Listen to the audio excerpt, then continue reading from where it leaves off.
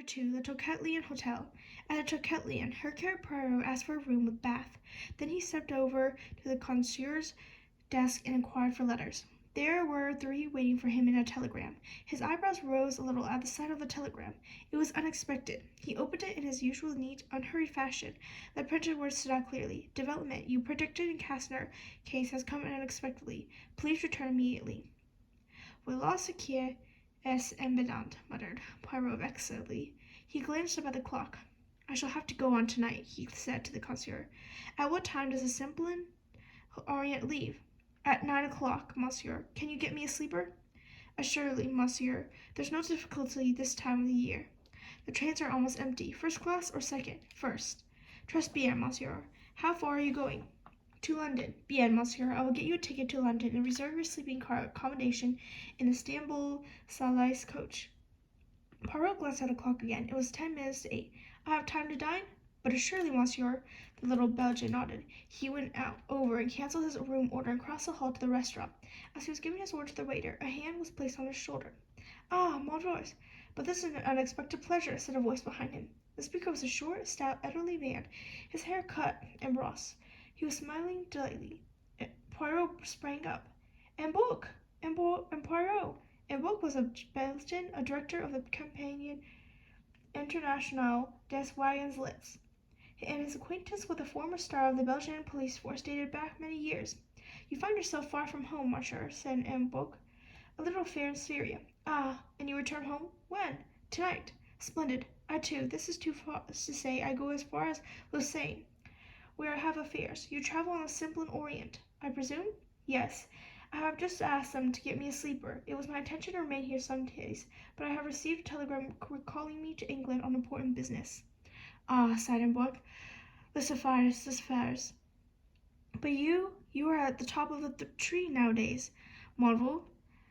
Some little success I have had, perhaps, Hercule Poirot said. Poirot tried to look modest, but failed signally. And Book laughed.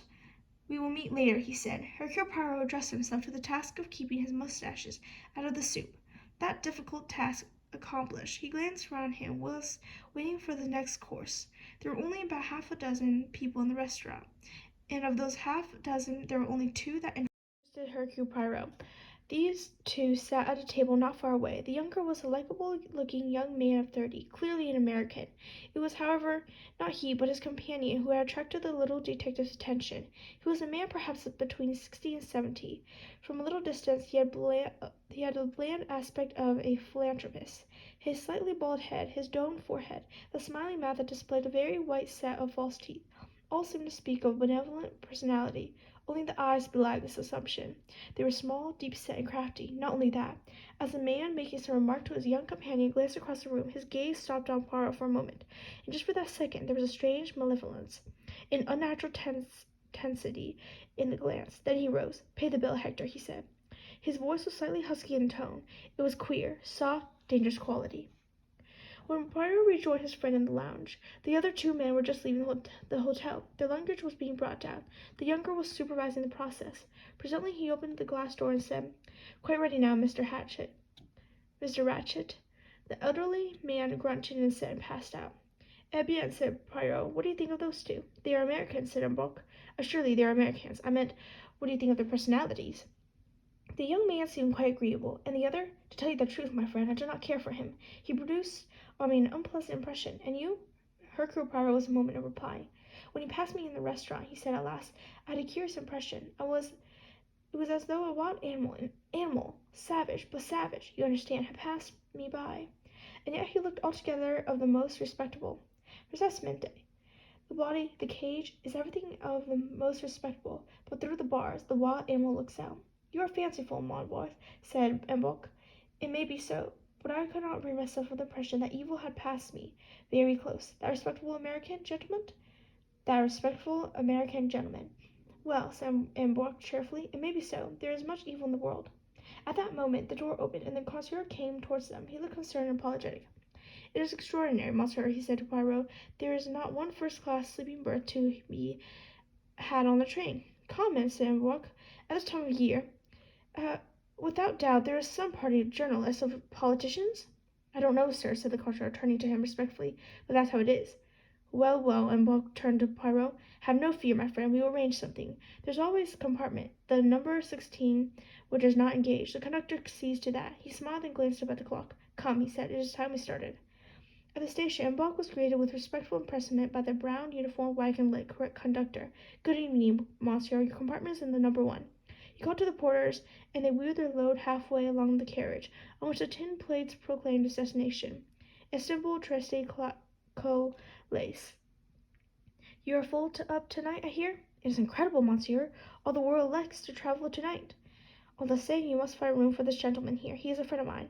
He can have the number 16. It is taken, monsieur. What? The number 16? A glance of understanding passed between them, and the conductor smiled. He was a tall, sallow man of middle age. But yes, monsieur, as I told you, we are full everywhere. But what passes itself? Demanded Mbok angrily. There's a conference somewhere? Is it a party? No, monsieur, it is only a chance. It just happens that many people have elected to travel tonight. And Mbok made a clicking sound of annoyance. At Belgrade, he said, there will be the slip coach from Athens. There will also be the Bucharest Paris coach. But we do not reach Belgrade until tomorrow evening. The problem is for tonight. There's no second-class berth free? There's a second-class berth, monsieur. Well then, but it is a lady's berth. There's already a German woman in the compartment, a lady's maid. La, this is awkward. That is awkward, said Mbok. Do not distress yourself, my friend, said Poirot. I must travel in an ordinary carriage. Not at all, not at all. He turned once more to the conductor. Everyone has arrived? It is true, said the man, that there is one passenger who has not yet arrived. He spoke slowly with hesitation. But speak then. Number 7, berth, a second class. The gentleman has not yet come, and it is 4 minutes to 9. Who is it? An Englishman. The conductor consulted his list. A.M. Harris. A name of good omen, said Poirot.